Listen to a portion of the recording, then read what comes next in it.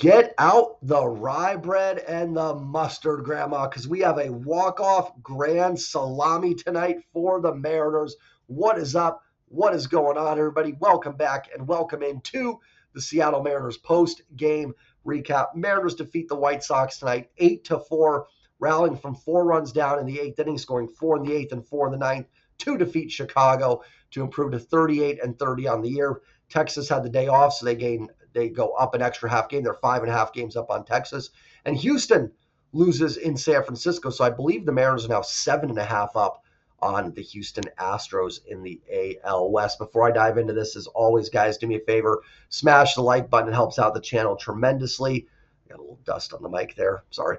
And then if you're new here, please hit that subscribe button. I'm about 450 subs away from 4,000. Not expecting to get that tonight, but I am on the road to 4,000. And comment your thoughts on this win down below. This team, man, and something about tonight, I just wasn't writing them off tonight. If you follow me on Twitter, the Kansas City series, I was a mess because the Royals are just, you could be up 13-0 and they're scoring 12 runs next inning.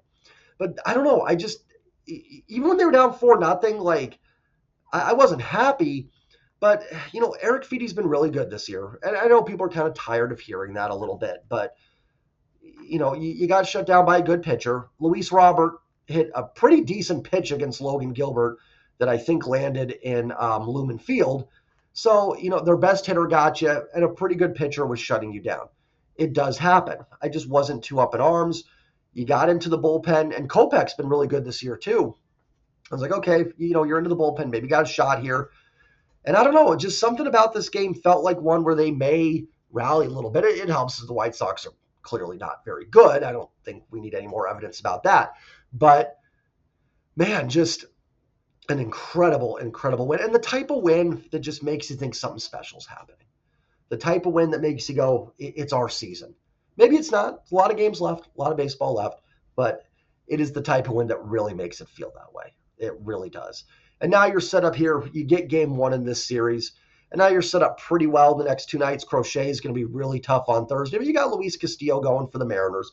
So, you're set up pretty well here to get this series. I mean, you should against Chicago. You should be the better team.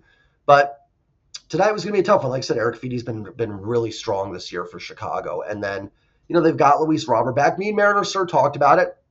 This might be a little bit tougher series than people think. Not that it should be a tough series overall, but I don't think you're just going to walk over, a team that's got Luis Robert back, Eric Feedy pitching well, Crochet's pitching well. There could be some challenges within the series, I guess, is the best way to put that. But, man, what a win. And that 8th inning, you know what else I love from the team tonight?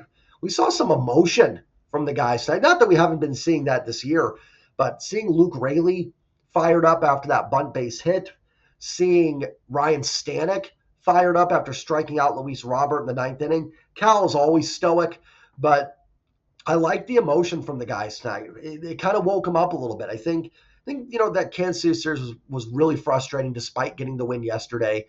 And, I think just a slow start to this game tonight, that comeback really, I think, jolted something in this team. And, they haven't played their best baseball the last week or so, for sure. But there's a universe where this team's 0-4 in their last 4 games. They lose yesterday and they lose today. Very possible. Instead, they're 2-2 in their last 4. So, all things considered, pretty solid. And they're adding to their lead in the American League West. The rest of the teams are not winning, and the Mariners are taking advantage of it. And we talked about, the schedule gets a little lighter here. They played the Angels, swept them. Played the A's, won 2 out of 3. That's 5-1. Kansas City's a good ball club. It would have been nice to get that series win. They probably should have, but you still found a way to salvage one. And now you got the White Sox, another weak team, and you're 1-0 against them. So Angels, A's, and White Sox, you're 6-1. You're doing damage against the teams you're supposed to do damage against. Schedule opening up a bit for the Mariners. Now you're 8 games over 500. You're 5.5 ahead in the AL West. You got 3 more against this White Sox team. Plus, Texas is playing the Dodgers. The Astros are playing the Giants, who aren't great, but are a capable baseball team. So it is going to be a chance here for maybe the Mariners to expand that lead a little bit. But I'm on such a high from this game. It's one of those where I almost don't know what to say. Just what a win. And that eighth inning. Let's talk about the eighth inning, then I'll get into the box score a little bit. So let's go through it play by play here. Let's get to the eighth, because that was just an incredible inning. Okay, bottom of the eighth. First of all, Dom Canzone starts out with the home run off Eric Feedy. That gets him out of the game. Perfect. Knock him out. Then they go to Michael Kopech. Kopech is really good. In fact, when we talk about could the Mariners acquire Luis Robert, it's been out there. Me and Mariner Sir talked a little bit about it yesterday. Not to go into too much detail, I'm all for it. I do think there is probably a price that's a little too steep, but I also think the goal is to push to win that World Series. So if Luis Robert can take guys like Logan Gilbert deep, those are the type of pitchers you'll see in the playoffs.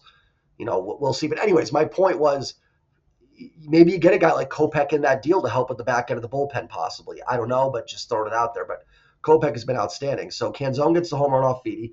Brian Bliss with a blister, no pun intended, single off Kopech, line drive into left field. JP works the walk. Rojas, kind of the seeing eye single, the Royals classic into left field there, as we'll call it. Loads the bases up with nobody out. Julio strikes out. Tough AB for Julio.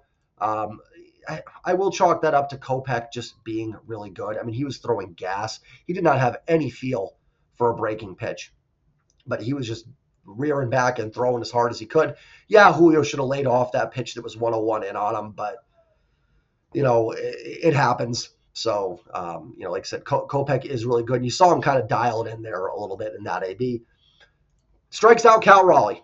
Cal's called out on strikes. Honestly, a pitch that probably was a strike, to be perfectly honest. But that's a pitch the Mariners had not been getting all night. Logan Gilbert couldn't get it. Bowman came in and didn't get that call. And now in the most important situation in the game, it's called a strike against the Mariners. Kudos to Scott Service for coming out. First of all, keeping Cal Raleigh in the game. I thought Cal was ejected. I thought the throw out was for Cal, to be honest, until the ninth inning. I'm like, wait, Cal's still catching. I thought Cal had been tossed. It was Scott that was tossed. We'll watch. We're going to find out later. Cal was tossed and the home run was illegal or something. No, I'm just kidding. But and kudos to Scott for getting out there quick, making sure Cal got out of there so they kept him in the game, and Scott taking the bullet and getting tossed. Good job there. I don't think that pitch was so much the issue as it was just Guccione was awful all night. And I've been meaning to talk about umps more in my videos. It's just something that they've just been so consistently bad that I don't really focus on it. And even tonight, had the Mariners lost, listen, I was going to say the offense has got to play better. I never think the loss is just on an umpire, and this would have been no exception. But not only are they just all over the place, the inconsistency. And I think that was the issue. And I'm sure that's what Cal said, is we haven't gotten that pitch all night. All night, Logan couldn't get that pitch. And now it's a strike. When they're pitching, it's a strike. So I think that was the frustration from Scott and Cal there. But good job by Scott to get Cal out of the game. So now you're at 2 outs, 4-1 game with the bases loaded. And an unsung hero tonight of this game is Mitch Haniger. Not only did he have a double and a walk previously, but he got down 0-2 against Kopech, 4-1, bases loaded, 2 outs. Kopech gets him there. White Sox win that game. You're probably not scoring 3 in the ninth. You've got the bottom of the order coming up. You're not scoring 3 runs. But Mitch Haniger, classic, vintage, elite level Mitch Haniger that we've seen in the past from the Mariners. Doesn't try and do too much. Goes the other way with it. Drives in 2 runs. Even if you don't score another run that inning, you've set yourself up where the ninth is doable now. Luke Raley's going to get a lot of praise, as he should. Cal Raleigh's going to get a lot of praise, as he should. Ryan Stanek's going to get a lot of praise, as he should. Julio is going to get a lot of praise, as he should. Mitch Haniger, probably the unsung hero tonight, in my opinion. That was such a clutch at-bat by Mitch Haniger. I thought he was dead. At 0-2, I'm like, Mitch Haniger ain't getting a hit off Kopech. And to put that ball in right field, huge. Not only huge just to see Mitch Haniger be on base 3 times, and we want Mitch Haniger to get going for the team, but just so huge in that moment. Then the bunt by Luke Raley. First of all, great call by Dave Sims on that bunt, by the way. Dave handled that perfectly. Just his excitement of it was beautiful. I thought Sims had a great call on that. That pitch Luke Raley bunted was up in here. I have no idea how he did that, but Man, Luke Raley is like one of the best bunters I've ever seen, and he is fast. He is so fast. No chance to get him there. And you know what? Kudos to Luke Raley too. Like, I think sometimes when you bunt for those hits, you got to put your ego aside a little bit, right? Like, I'm sure Luke goes up there wanting to hit the 3-run home run and deliver the knockout blow and win the game. But sometimes you got to take what's been given to you. And just an absolutely perfect bunt by Raley, ties the game up. Love the emotion from Big Thunder down at first base. And I listen, that stuff is just, it's infectious, right? You see Luke fired up, that gets the dugout fired up, that gets the guys believing and everything like that. So it was so cool to see that. Next at bat, Tyler Locklear was then hit by a pitch that I don't know how that avoided his face. I mean, thank God it didn't hit him here, because not only would that just been awful for Tyler Locklear, but the Mariners can't deal with another knockout blow to a first baseman either. So Locklear has a base hit in this game, hit by a pitch. Thank goodness, like I said, it didn't come closer. Obviously, nothing intentional there, just Kopech not finding the strike zone, essentially. But then the bases are loaded. Canzone actually hits one pretty sharp, just on the ground, and they had shaded Canzone behind second base, got him out. Top of the ninth inning, Oscar Colas leads off with the base hit, but then Corey Lee strikes out. Corey Julks strikes out. Nicky Lopez gets the 2-strike hit. This against Ryan Stanek. And then what a pitch by Stanek to strike out Luis Robert. It's funny. Earlier in the game, when I do these post games, I watch the game and I kind of think up what my narrative is going to be as the game's going along. Like, okay, I want to talk about that. I want to talk about this. The Mariners always seem to change the narrative on me, but my narrative originally, as crazy as it sounds, I wasn't that upset down 4-0. You had a tough road trip. No days off. You're playing 30 games in 31 days. Yes, the White Sox are bad. Eric Feedy's a good pitcher. And Luis Robert hit a 2-run home run on a pretty good pitch off of Logan Gilbert. It's the one way the White Sox can beat you is, they have some decent starting pitchers with Feedy, Crochet. We'll see a guy make his major league debut tomorrow, and another young gun going for them on Wednesday as well. But Thorpe, I think, is the guy making his debut tomorrow, who is, I think, like a top 50 prospect in baseball. But anyways, they've got some okay arms in the rotation. It's not a team that pitches terribly. And it's kind of funny because I actually think in some ways the White Sox match up okay with the Mariners, because what's the Mariners' strength? Pitching. Well, you'd say, Jay, that should be great against the White Sox offense. Of course. But it's good against any offense. The Mariners are capable of shutting out any team. So it's not like they get a big advantage playing the White Sox. Does that kind of make sense? Like, their strength is already the White Sox weakness. Chris Flex and Marco Gonzalez could shut down the Chicago White Sox offense, essentially. So does that make any sense? Like, you don't get that real advantage by your great pitching facing their offense, because they're already pretty easy to shut down. The issue is they have some decent pitchers.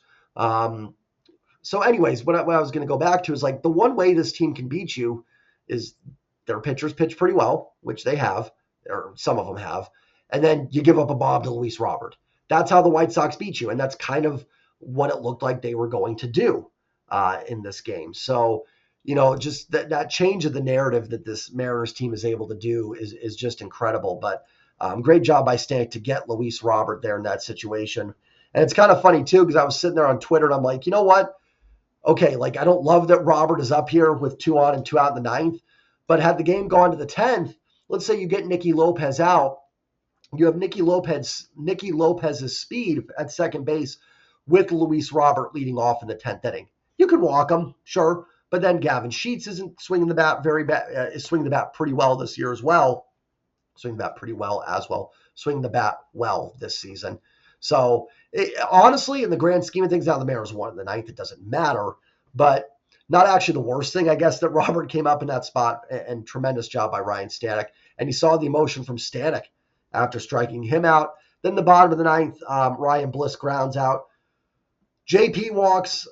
Josh Rojas, a nice walk after getting getting ahead 3-0, then a couple strikes, ends up working the walk. Julio singles. I thought maybe JP had a chance to score there. I think actually a smart hold by Manny Acta. You've got a pitcher not throwing strikes.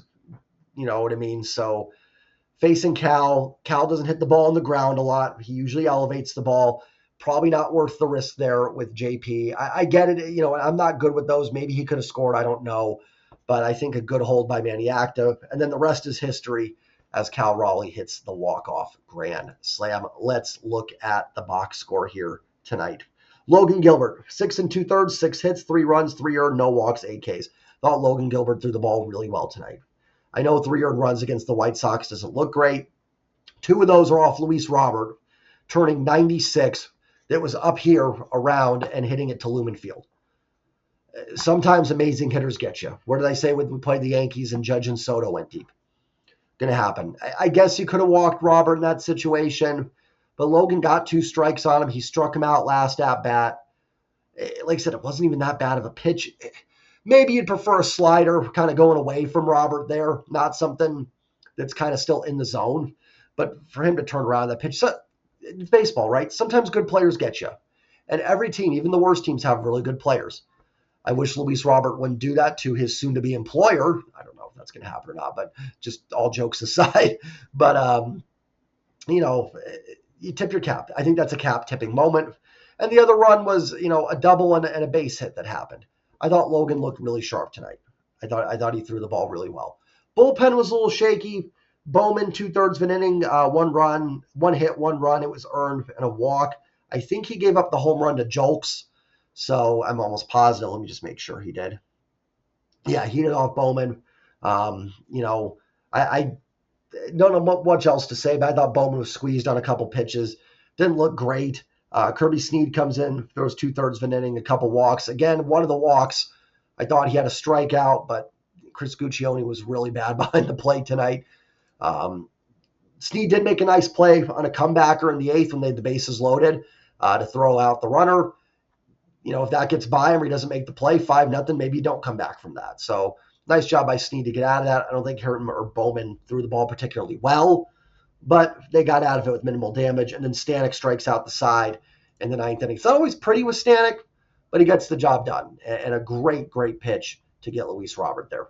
Let's look at the offense. J.P. Crawford, 0 for 3 with 2 walks. I actually thought J.P. had a pretty solid game.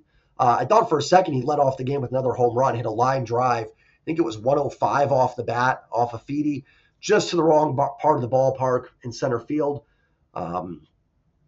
It happens, but stung pretty well by JP and then works a couple clutch walks in the 8th and 9th inning. Josh Rojas, 1 for 4, scores 2 runs, a base hit and a walk. It's kind of funny how the Mariners offense through 7 innings, just atrocious. And then they finish the game with 8 runs, 11 hits, and 4 walks. So they end up finishing the game with 15 base runners. Listen, I know it's kind of become the meme, but like Saucedo said in his video game stream or whatever it is, I don't know what that's, Twitch, is that what that's called? Got to play 9 innings. You play 9 innings. It's why coaches have those sayings. I know Pete Carroll used to get made fun of for his, can you win the game in the first quarter? No. You guys don't talk, can you win the game in the fourth quarter? Yes. Listen, it's not that these coaches and players don't believe that you can have big first halves or big first few innings, but you play all 9 for a reason. And oddly enough, the Mariners actually end up with a pretty solid offensive day. Rojas, a base hit and a walk. Julio gets a couple hits. One was a bloop. The other was a solid line drive, which almost walked it off. Cal Raleigh, 1 hit, but my gosh, it was a huge one, the grand slam. Mitch Haniger, 2 for 3 with a walk, the double, the huge single, which I will still say that was the most important hit of the game, the Mitch Haniger one. Mitch on base 3 times. Rivas ran for him. Luke Raley, 2 for 4 on a solid base hit and the bunt base hit. Tyler Locklear had a broken bat single and reached on a hit by pitch. Would prefer if he's going to get hit by a pitch to be more in the lower level, but, Locklear on base twice. Canzone hits the home run, and Ryan Bliss with the line drive base hit. Every Mariner reaches base. Only Bliss and Cal are the only 2 that only reach base once. Everybody else reached base at least twice. So, ends up being a pretty solid offensive day. And like I said, Eric Feedy's a pretty good pitcher. Now, I talk about this all the time, right? Like, the frustrations of not hitting him are kind of a microcosm of the season. But Feedy can shut down pretty good offenses. He has looked really solid, came over from the KBO this offseason. He was actually a guy, and I'm not trying to toot my own horn. I made a post on Twitter about it. I never made the video because he ended up signing in Chicago. He was actually a guy I was kind of hoping the Mariners might look at. And remember, this was at a time when there were some rumors that Miller Wu was going to be traded, and we weren't really sure of Wu's health and everything like that. So I thought Fidi might be kind of a really interesting option. He's someone that could be traded as well by the White Sox at the deadline. And then they get 3 runs off Michael Kopech, who, like I said, has been good this year. I know the ERA is now high. It's almost 5.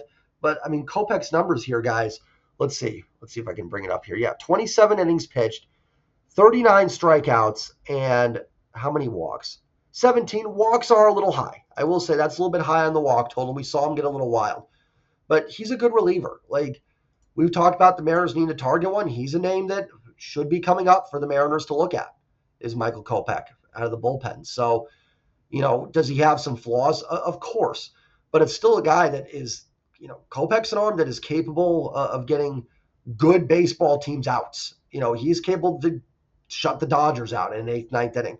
And the Mariners rallied against him. And then the other pitcher was Lassier. Let's see what his numbers are. Honestly, his numbers don't look that bad either. A little high on the walks, 17 walks. So bullpen's a little wild for the White Sox. It's not very good overall, but Kopech is a solid arm, and the Mariners rallied against him. Great win. Fantastic win. I know it's the White Sox. Who cares? Baseball's weird. Teams can be competitive. It's not football where it's you play so many games against this team. And look how the White Sox did it. What did I say? Like, Fidi's good. He shuts you down.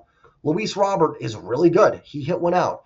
It was just kind of, that's how the White Sox are going to win the games they're going to win until they trade Robert or Kopech or Fidi or whatnot. But that's how they'll win games. And it looks like that's how they were going to beat the Mariners. And the Mariners said no thank you and rallied and got a huge, huge win. And like I said, games like that make you think something special is going on. And I do. I really do believe in this team. I love the character of this team. I love the energy. The pitching is elite. They could use another arm in the back end of the bullpen, and they could use another bat. But guys, they have the tools, or not the tools, but they've got the resources to do that. This farm system is absolutely loaded. Now listen, I'm not saying you just throw that all away. I'm not. But you have the tools. Why do I keep saying tools? The resources to go make those improvements, to get this lineup a little bit longer, to get that bullpen one more arm.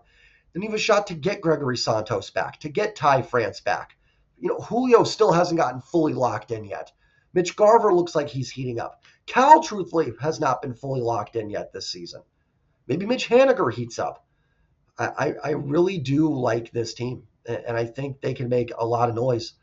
And on top of it, guys, they have a 5.5 game lead on the division.